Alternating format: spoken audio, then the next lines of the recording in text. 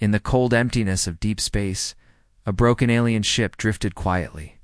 Far from any known trade routes or star systems, its lights dim, its engines silent, and its crew nearly forgotten. Sierra sat against a wall inside the ruined ship, her thin arms wrapped around her knees, her body weak from hunger and exhaustion. She stared at the flickering lights above, blinking slowly. Each breath she took was shallow, as if even the air had given up on them. She was one of the few still alive. Most of the crew had already died weeks ago. The food had run out long ago.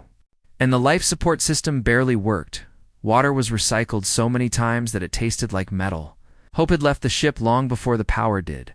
The ship had been on a peaceful mission, carrying civilians to a nearby colony when a micrometeor storm hit. It was sudden, violent, and unstoppable. The engines were damaged beyond repair. Their communication systems had been partially destroyed. They had sent out a distress signal. Again and again, day after day, year after year, but no one had come. Sierra remembered what it was like when the crew believed someone would come. They had sung songs, shared stories, kept each other busy, but slowly as the days passed. The singing stopped, the stories faded, and the silence grew louder. Now only a few of them remained. Too weak to speak, too tired to cry, they lay in corners, wrapped in blankets, waiting not for rescue, but for the end. Sierra was the youngest among them, barely old enough to understand what death really meant. But she understood loneliness, she understood hunger, and she understood silence. One day, as she sat near the old control panel, she noticed something different. A light blinked on the screen. Not the usual blinking that meant their own signal was going out. Something else, something new. She forced herself up and dragged her weak legs to the chair, her fingers shaking as she touched the screen. The blinking dot was moving, not just a signal, but an object. Something was approaching. Her heart pounded in her chest, faster than it had in weeks. She tapped the communicator.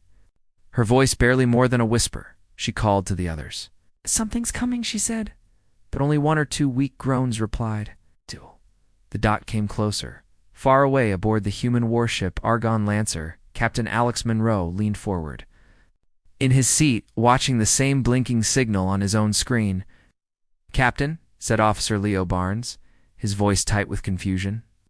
"We just picked up a distress signal from Quadrant 9G. It's old, very old, but it's still active." Captain Monroe narrowed his eyes. "Quadrant 9G?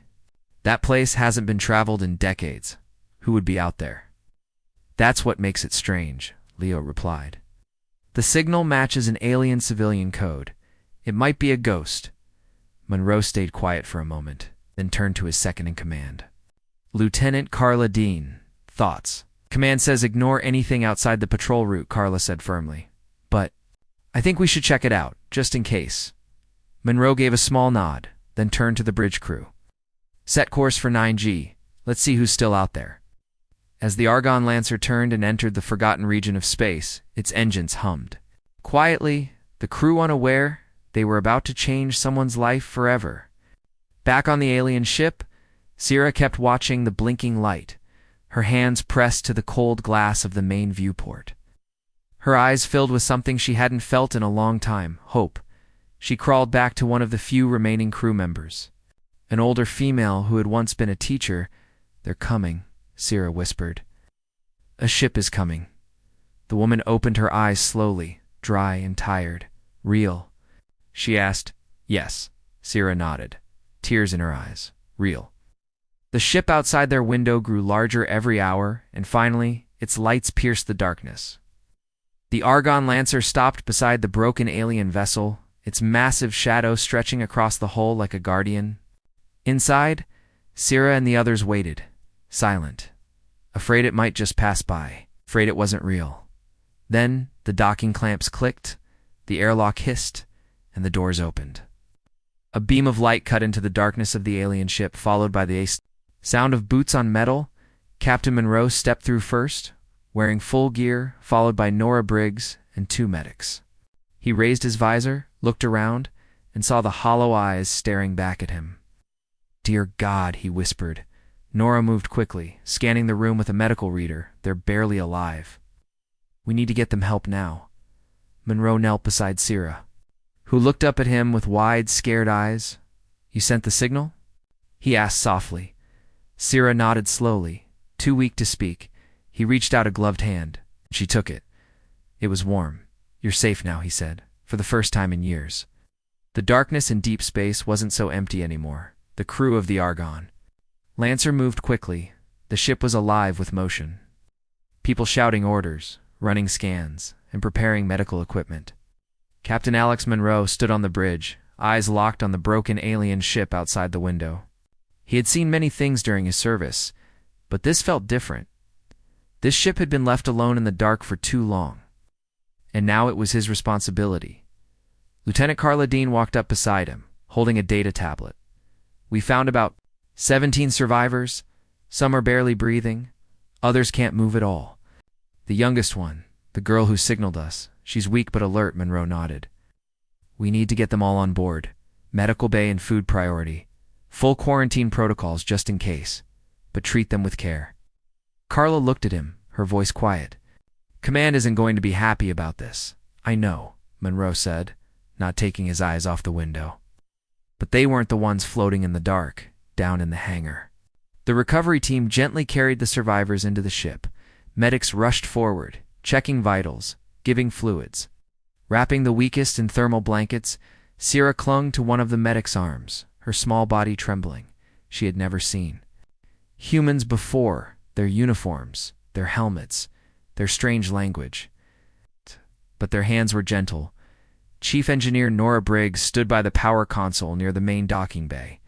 Watching as the alien girl was wheeled past, her heart sank, seeing the girl's condition. We can't just let this go, she said to herself. Leo Barnes, the weapons officer, stood nearby, arms crossed. We won't. Not if the captain has a say up. On the bridge, Monroe listened to the comms, messages flowing in from the medical bay. Most of them have malnutrition, said Dr. Jenna Riley, their lead medical officer. But no disease, no infections, just time and starvation, Monroe nodded. Keep me updated. Carla returned with a new message in her hand, her face tight. Sir. We just received a transmission from Central Command. Let me guess, Monroe said. Already tired, they want an update, Carla. Hesitated, then read from the screen. You are ordered to continue standard patrol and leave the alien ship in place. The Council will evaluate the situation later. Silence filled the bridge for a long moment. Leave them in place? Monroe said slowly. They would rather let them die? Carla looked away.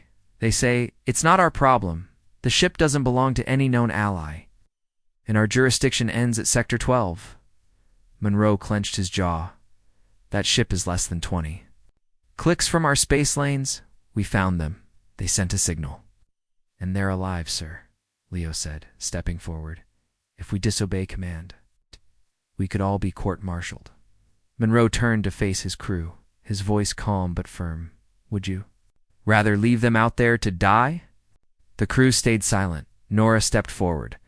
I say we help them. They have nothing. Not even working heat. Carla looked torn but finally nodded. I don't like it, but I won't stand in the way. Then it's settled, Monroe said, turning to the controls. Plot a course to Station Echo 9. It's out of range from central scanners. We can rest there, fix their ship, and decide our next move. Below deck, Sierra sat up in a soft human bed, blinking in surprise at the clean room, the soft lighting. The sound of gentle music playing from a corner speaker. A nurse came in, smiling. Her name tag read Lara. She held a tray of warm food. Sierra sniffed it, unsure. But her stomach growled so loudly it made the nurse laugh softly. It's all right, Lara said, placing the tray on her lap. Eat slowly, it's good for you. Sierra picked up the spoon and took a bite, her eyes watering as the warmth filled her mouth. It was the first real meal she'd had in years. Later, Captain Monroe visited the medical bay. Sierra looked up and saw him. She tried to sit up, but her arms were still too weak. He pulled a chair beside her bed. I'm Alex, he said softly. Captain? Of this ship, she nodded slowly, her voice raspy. Sierra, you sent the signal? He asked. I watched the screen every day, she said, voice low. I waited for someone. You waited well, Monroe said with a kind smile. You saved your people. Her eyes grew teary. I thought no one would come, but we did, Monroe said gently. Placing a hand over hers, Syrah closed her eyes and whispered, "Thank you." Monroe stood and looked around at the others resting, sleeping, recovering slowly. You're safe here, back on the bridge. The stars drifted past as the Argon Lancer moved toward the hidden station. But in the shadows of space, someone else had noticed the ship's movement. In a dark control room, a long, sharp-fingered hand pointed at a glowing monitor that signaled, "It's active again," a deep voice said, and someone answered it. Another voice growled, "Seems the humans are getting involved." The first voice hissed, "Then we will make sure they regret it." The screen zoomed in on the Argon Lancer, and a new order echoed through the room. Prepare the fleet. Back aboard the Argon Lancer, Monroe stood quietly in the command center, unaware that the simple act of saving a life had already started a war he never wanted.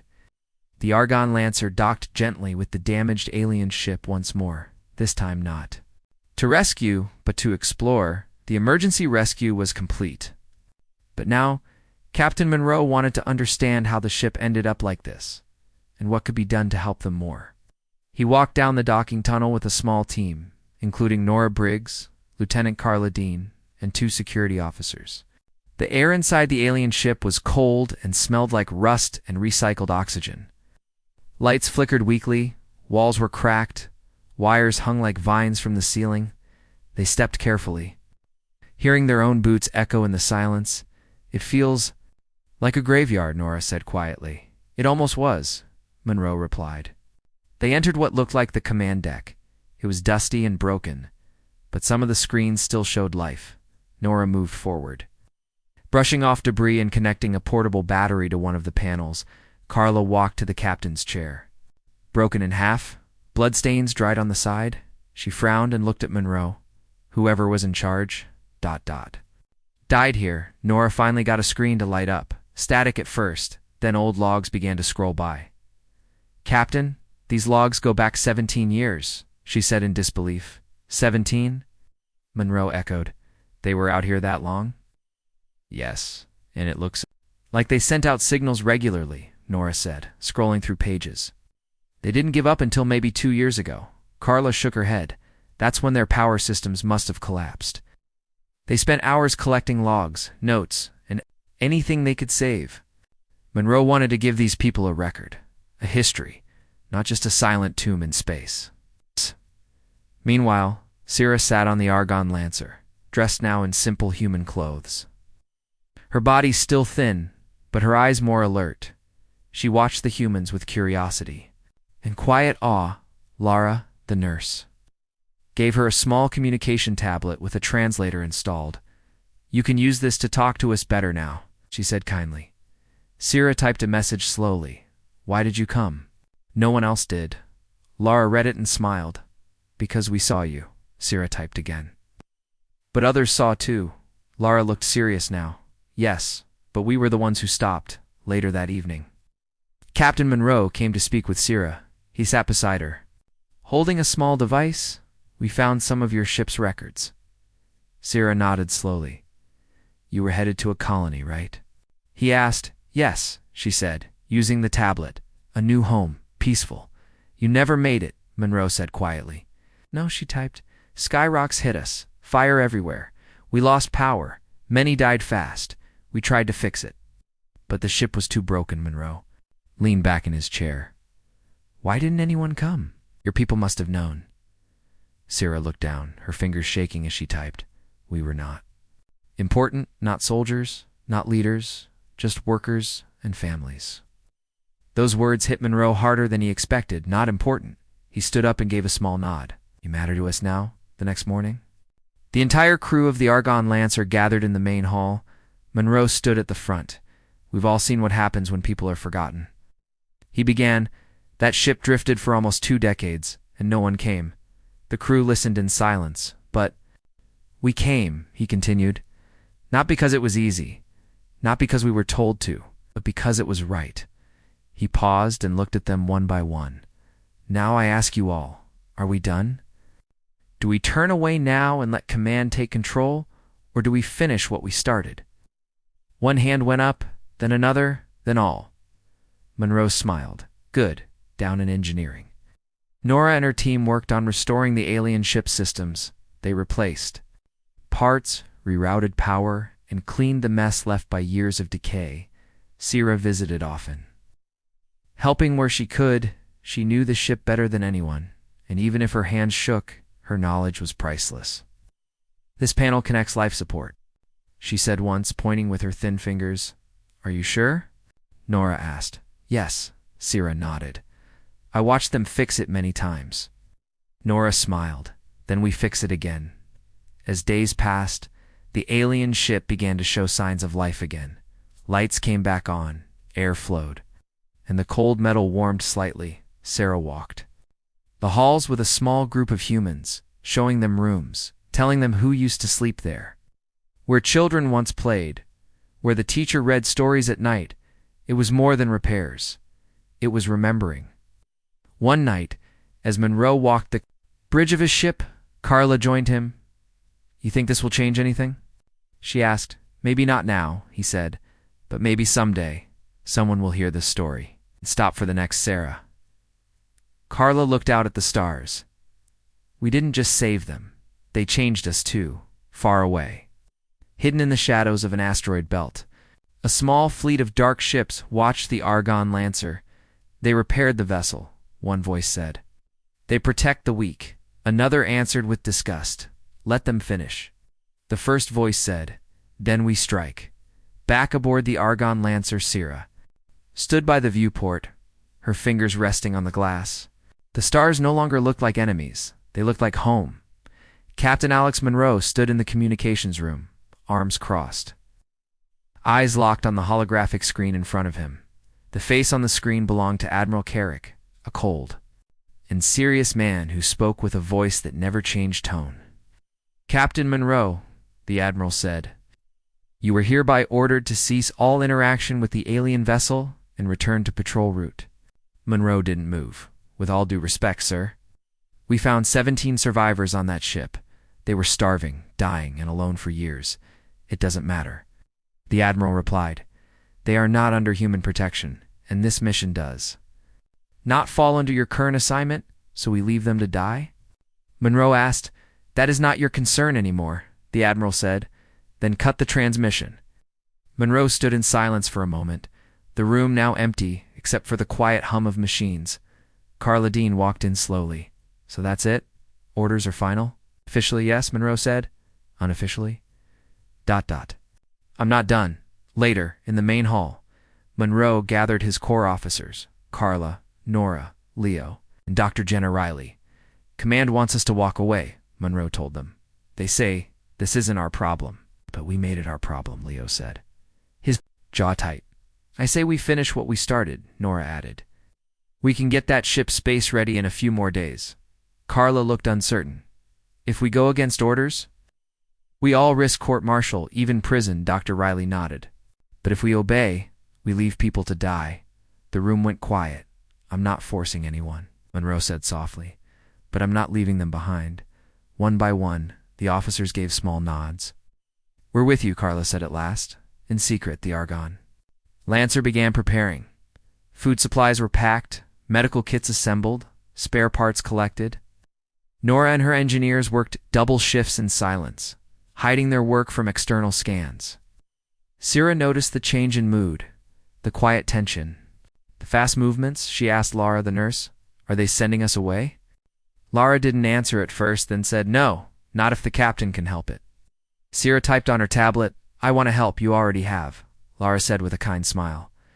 Monroe met with the engineering team late that night, standing by a table, covered in ship blueprints. If we bypass the main reactor and use external battery cores, will the alien ship make it to Station Echo 9? He asked. Nora nodded. It won't be pretty, but it'll fly good, Monroe said. We leave in 48 hours. Unknown to them, a small spy probe had been watching the Argon Lancer. Hidden behind a nearby asteroid, it sent a silent message. Across the stars, in a distant war chamber, tall shadows stood around a glowing map. The humans are rebuilding the old vessel, one voice said. Why would they do that?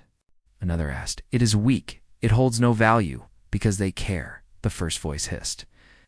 And that makes them dangerous. Then we strike before the ship moves. Back on the Argon Lancer, Monroe sat in his quarters, reviewing the alien logs again. He watched old recordings of the alien crew, laughing, eating, living. Their joy slowly turning into fear, then silence. He felt a weight in his chest, one he hadn't felt in a long time. Responsibility. The next day he visited Sierra again. She was sitting upright now, her color better, her eyes brighter. You're healing well, he said, because you stayed, she replied. We're going to take your ship to a safe station, he told her, somewhere we can repair it fully, and maybe even find your people. What if they don't want us?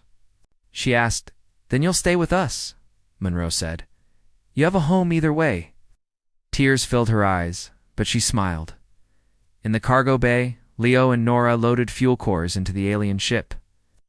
Other crew members tested navigation systems and reinforced life support. Carla oversaw training drills for emergency procedures. They worked like a family, fast, focused, and quiet. Everything was almost ready. But then the alarms rang.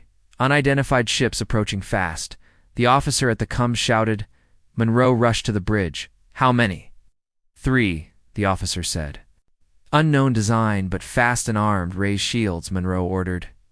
Get Sierra and the others to secure areas. Carla turned to him. You think it's about them? I'm sure of it, Monroe said. They waited until the last moment. Outside, the alien warships closed in, dark and sharp like knives. The Argon Lancer turned slowly to face them. Its weapons charged, but not yet firing. Open a channel, Monroe said. No reply came. He stared at the screen. So it begins. Below deck, Sierra sat in her room.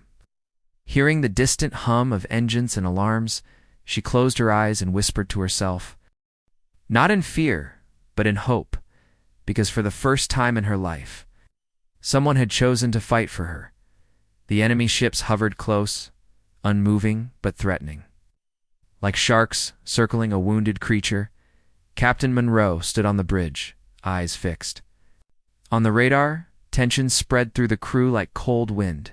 They haven't fired yet, Carla said, her voice low. They're waiting, Monroe replied. Watching what we do. The enemy wanted to send a message. It's to scare them, to make them run. But Monroe wasn't planning to run. He turned to the crew. We continue the mission. We get that ship ready, and we get those people out, no one argued. In the lower deck, Nora and her team worked faster. Sparks flew as she connected the last of the fuel lines. Sweat dripped from her forehead, but her hands didn't stop. Come on, she whispered. Just a little more. Sierra stood nearby, handing her tools, her thin hands trembling, but determined. You're doing good, Nora told her. Sierra nodded. We don't stop. Upstairs, Leo Barnes checked the weapon systems. He looked at the blinking red lights inside. We're outnumbered and outgunned, he said to himself. But we've got something they don't. Carla entered the room. What's that? A reason to fight, Leo said with a half-smile. The crew worked like never before, not because they had to, but because they wanted to. In the war room, Monroe laid out the plan. We'll launch the alien ship first, he said, pointing to a star. Map. We fly close to the station. Take a safe route. Stay hidden in the asteroid fields. What about the enemy ships? Carla asked. We'll distract them, Monroe answered. The Argon Lancer will make a small jump and circle back, draw attention. You want to bait them? Leo said, raising an eyebrow. Exactly, Monroe said. It'll give the other ship time too. Escape? That could get us all killed, Carla warned. Or it could save 17 lives, Monroe said. Silence fell over the room. I'm in, Leo said. Me too, Nora added. Carla sighed. All right. But I'm writing the report if we survive. They all laughed softly in the hangar. The alien ship stood almost ready. Lights on, system stable. Power flowing through its broken body for the first time in years. Sierra walked inside, her steps slow. But steady. The ship felt different now, like it was waking up. She stood at the control panel. Her hands brushing over the surface, remembering where every switch belonged. Nora stepped up beside her. Do you remember how to fly it? Some of it, Sira said. The rest. We learned together. The next morning, everything was set. The crew of the Argon Lancer stood ready at their stations. Quiet, focused, Monroe stood at the front of the bridge, looking out at the blackness of space. Begin launch sequence, he ordered, below. The alien ship started to move, its engines glowing faint blue. Sira sat in the pilot's chair with Nora beside her. Nice and slow, Nora said. We don't want to draw too much attention. Understood, Sira replied. The alien ship separated from the Argon Lancer, drifting away like a child leaving home. Up on the bridge, Leo tracked the enemy ships. They're scanning us, but not moving yet. Good, Monroe said. They think we're not a threat suddenly. One of the enemy ships began to move. They spotted the alien ship. Carla warned, time to make some noise, Monroe said. Engage jump drive. Bring us around the belt. The Argon Lancer vanished in a flash of light, reappearing on the far side of the asteroid field, firing flares and decoys. The enemy ships turned to follow. They took the bait, Leo said. Now it's all on them, Monroe said quietly inside the alien ship. Sira felt the ship shake. They're chasing the human ship, Nora said, watching the screen. We go now, Sira said. Pushing the throttle forward, the ship moved faster. Slipping through the asteroid field, using old maps and Sira's memory to avoid danger. In the shadows, one enemy ship broke off and began to move toward them. One's coming our way, Nora said. I can do this, Sira said, her voice calm. The alien ship sped through the rocks, turning sharply, flying low. Every second mattered. Nora sent a signal to the Argon Lancer. We're being followed. Monroe saw the message and shouted, Leo, prepare to intercept. The Argon Lancer looped back again, racing through the asteroid belt, dodging debris. Target locked, Leo said. Fingers on the trigger. Fire, Monroe ordered. A burst of light shot from the human warship, slamming into the enemy craft that chased Sira's ship. It exploded in a bright ball of fire. Got them, Leo said with a grin. Let's get out before more show up, Monroe said. Together. The Argon Lancer and the alien ship raced toward Station Echo 9. Behind them, space was quiet again. On the alien ship, Sira leaned back in her seat, eyes wide, breath shaking. We did it, she whispered. Nora smiled. You did it, back on the Argon Lancer? The crew cheered. But Monroe simply watched the stars. They had broken orders. They had risked everything. But they had saved lives, and that, he thought, was worth it. The Argon Lancer and the alien ship glided through space side by side, both damaged but alive, inside. The crews worked in silence, patching holes, repairing systems. And watching the radar for any signs of danger, Captain Monroe stood on the bridge, staring at the stars. How long until we reach Station Echo 9? He asked. 6 hours at current speed, Carla replied. No signs of pursuit yet, Monroe nodded. But something in his chest felt heavy. The silence was too perfect in the alien ship. Sira sat in the pilot's seat with Nora beside her. The two checked the systems again. Oxygen levels holding, Nora said. Navigation steady. Ship feels calm. Sira whispered, that makes me nervous, Nora said, half joking a few minutes later. A loud beep echoed through both ships. Radar alert. Leo said from the Argon Lancer's weapons console. 4 ships inbound, fast approach, unknown signatures. Monroe's eyes narrowed, sound general alarm. Battle stations now. The quiet turned to movement. Footsteps echoed, orders shouted, lights turned red. Are they the same type from before? Monroe asked. Leo checked the screen. Yes, but newer models, more weapons, more speed. They were waiting, Carla said, letting us think we were safe, but we're not, Monroe said. Tell the alien ship to break formation. We'll draw them. Away again, Nora received the signal and turned to Sira. They want us to change course alone again? Sira asked quietly. No, Nora said. You're not alone anymore. Sira adjusted the controls. Taking a new path toward the edge of the asteroid field back on the Argon Lancer, Monroe gave quick orders, turn starboard. Charge weapons, let them follow us. We hold them back as long as we can. the enemy ship split into two pairs. Two went after the Argon Lancer, the other two after the alien ship. They're not falling for it this time, Leo said. Then we fight, Monroe answered. The first blasts came from the left, red streaks of light slamming into the Argon Lancers. Shields! Shields at 80%, shouted the engineer on the bridge. Fire back, Monroe ordered. Leo launched counterfire. Hitting one enemy ship in the wing, sparks flew. It spun out briefly before regaining control. Meanwhile, Sierra struggled to steer through tight asteroid paths, the rocks sharp and deadly. There. Still behind us, she said, breathing fast. Go through the narrow path, Nora said, pointing at the map. Too small, Sierra replied. Not if we believe in the ship, Nora said calmly. Sierra nodded and pushed forward. Inside the Argon Lancer, more hits shook the halls. Panels sparked and lights flickered. We can't keep this up, Carla said, holding onto a railing. Monroe knew she was right. They were outmatched. He looked at Leo, ready the EMP flare. That'll kill our systems too, Leo warned. We just need to blind them, Monroe said.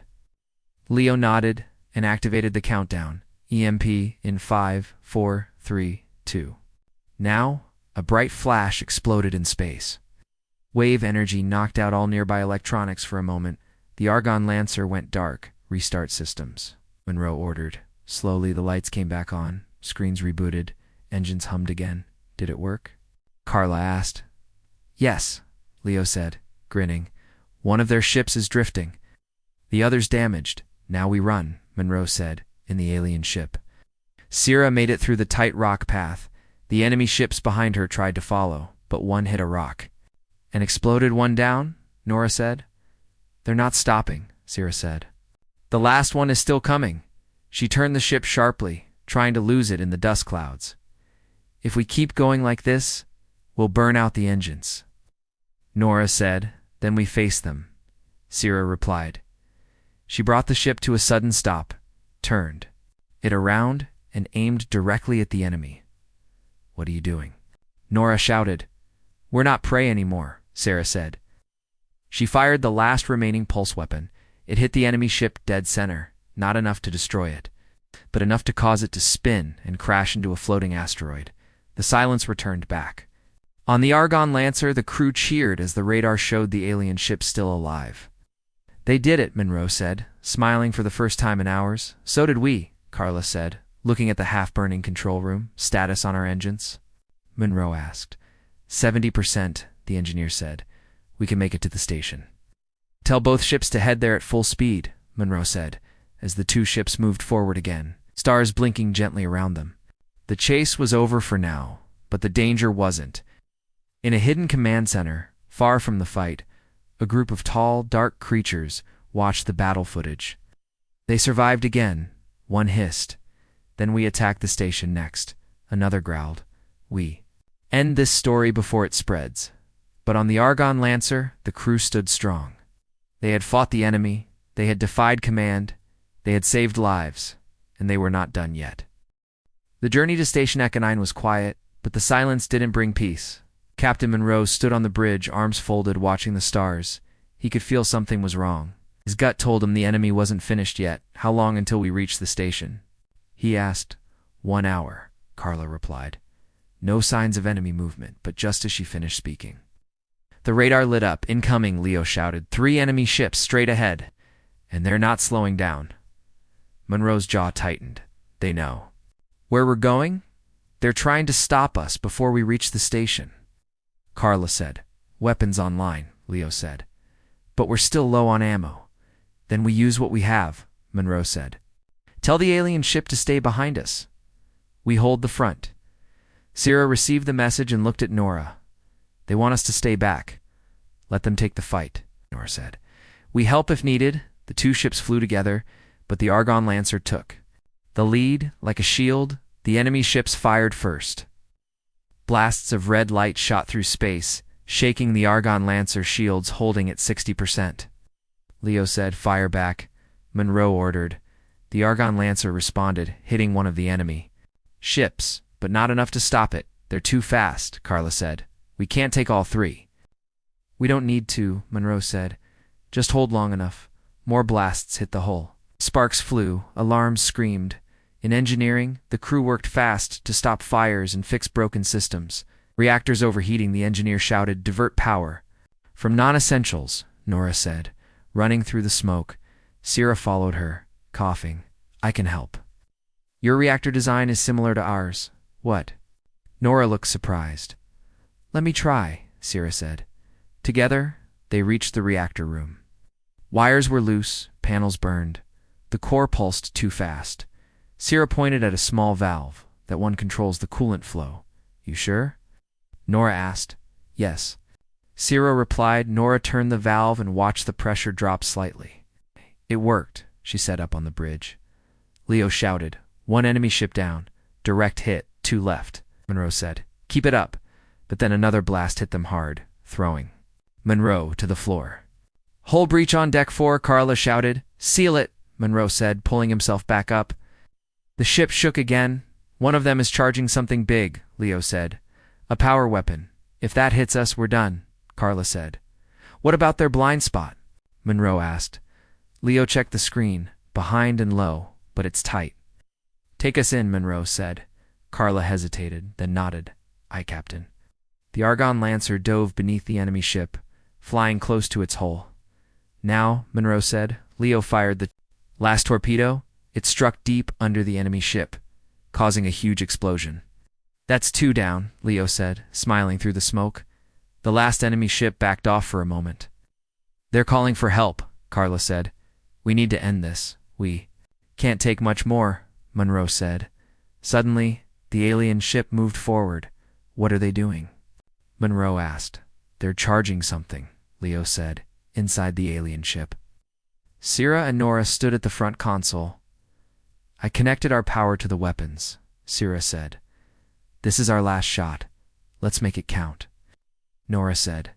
Sierra fired a bright blue beam, shot from the alien ship, striking the last enemy vessel right in the center. It exploded in a burst of fire and light. Silence returned. "All clear," Leo said softly. Monroe let out a long breath. "Status report. Shields gone. Weapons empty. Engine at 50%, Carla replied. "But we're alive," Monroe said. He turned to the screen and opened a channel to the alien ship. Sierra's face appeared, tired but smiling. "You saved us," Monroe said. "We saved each other," Sierra replied. The 2 ships limped through space, slow but steady. Station Echo 9 appeared in the distance, its lights a beacon of safety. "This is Station Echo 9, came the voice over the comms. "We see you, and we're ready." Cheers broke out on both ships. They had made it, they had fought back, and now, finally, they were home. The 2 ships moved slowly toward Station Echo 9, lights flashing on their hulls. Both damaged but still flying, inside the Argon Lancer, Captain Monroe stood at the front of the bridge. His face, tired but proud, opened a channel to the station. He said, Carla tapped the controls. Channel open. "This is Captain Alex Monroe of the Argon Lancer," he said. "Requesting emergency dock and medical assistance. We carry civilians rescued." From an abandoned alien vessel, the reply came quickly. "This is Station Echo 9. Permission granted. Medical teams on standby." As the ships docked, crews rushed to open the airlocks. Medics, engineers, and support workers flooded in, helping both human and alien. Sarah stepped out of her ship slowly, supported by Nora, her eyes wide as she looked around the bright, clean spaceport. It felt like a dream. "You're safe now," Nora whispered. Medics took Sierra and the other survivors to care rooms. Food was given, beds were warm. For the first time in years, they didn't feel forgotten. Captain Monroe walked through the station with Carla and Leo. Station leaders shook his hand, thanked him, and offered help. But not everyone was pleased. "You broke protocol," said Commander Felix, head of the station. "Command will want answers." "I'll give them," Monroe said calmly, in full detail. Felix narrowed his eyes. "You may lose your rank, maybe," Monroe replied, "but I won't lose my soul." News of the rescue spread fast. Someone posted a picture of Sierra receiving medical care. It went viral. Soon, videos, interviews, and reports flooded the networks. People across human space learned what had happened. a civilian ship full of peaceful travelers. Left to drift for nearly 20 years, a single human warship, disobeying orders, chose to help them, and they won. The public reaction was strong. People protested outside council buildings, demanding answers. Why did we ignore them? Why did one captain have to break orders to do the right thing? Support for Monroe and his crew grew quickly. Journalists asked to speak with survivors, and Sierra was invited to share her story. She sat before a camera, her translator tablet in hand, her voice soft. "We thought we were forgotten," she said. "But then the humans came, and they didn't just save us. They stayed." Her words moved millions. Back on Station Echo 9, Monroe sat in a quiet room, waiting for a call from command. When it came, the screen showed 4 faces, serious and silent. "Captain Monroe," one said, "you disobeyed direct orders, endangered your crew, and interfered with foreign matters." "Yes," Monroe replied. "And yet," another voice added, "you are now a hero." Monroe looked confused. "Public opinion is strongly on your side," the voice said. "We have no choice but to review our decisions." Another voice spoke, effective immediately. "You and your crew are cleared of all charges." Monroe felt relief rush through him. "Thank you," he said, "but understand." The first voice added, "Things are changing, and not everyone likes change." "Understood," Monroe replied. The screen went dark later that day. Monroe walked through the station and found Sierra sitting near a window, looking out at the stars. He sat beside her. "Do you know where you want to go now?" he asked. She shook her head. "I don't know where my people are." "Then stay with us," he said. "We could use someone like you." She smiled. "I would like that." The next week, a large ceremony was held on the station. Crew from the Argon Lancer, engineers, medics, and the alien survivors all stood together. Monroe gave a short speech. "We were told to walk away, but we didn't," he said. "We were told it wasn't our problem, but we made it ours, not because of duty, but because of something deeper." He looked at Sierra, standing proudly among the humans, because helping others should never be against the rules. The crowd clapped, cheers echoed through the station. As Sarah stepped forward and said her own words, "We were lost," she said, "but now we are found." And we found not just rescue, but family. Many eyes filled with tears that night, the stars outside. The station felt warmer. 2 ships stood docked side by side, one human, one alien. And in that quiet part of space, something new was born. A bond, an understanding, a message heard across the galaxy. That even in the cold dark of space, humanity still had a heart.